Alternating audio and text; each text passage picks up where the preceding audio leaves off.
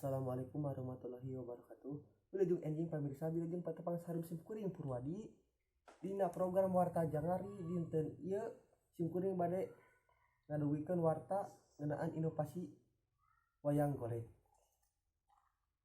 Pamirsa, kesenian wayang golek teh kiwari geus loba rubahna. Nu ngaluarkeun inovasi dina wayang golek diantaranya eta seperti ku Dalang Asep Sunandar Sunarya. Seperti nutos dilansir di koran Radar Bogor. Dina dinten Senin 12 Januari 2013 wayang teh kudu boga tempat dina dunya supaya terus dipikir resep wayang golek teh kudu boga inovasi. Nurutkeun Asep Sunandar Sunarya pikeun neangan inovasi dina bahan cerita bisa tina sabaraha hiji, bisa tina koran berita, bisa oge tina kaayaan sapopoe anu keur rame-rame na ayeuna.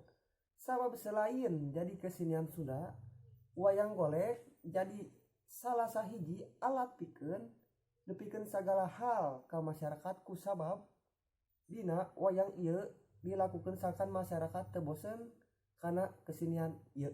Dina inovasi wayang golek oge teu saeutik nu nolak kusabab aya anggapan inovasi ieu teh bisa ngabalurkeun jeung ngaleungitkeun identitas dina kasenian wayang golek Asep Sunandar.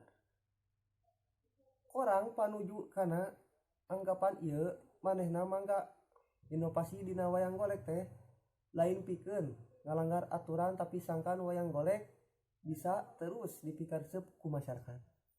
Pamirsa mung sakitu nu kapihatur ka program warta jangari dinten ayeuna simkuring pun Purwadi amit mundur. Wassalamualaikum warahmatullahi wabarakatuh.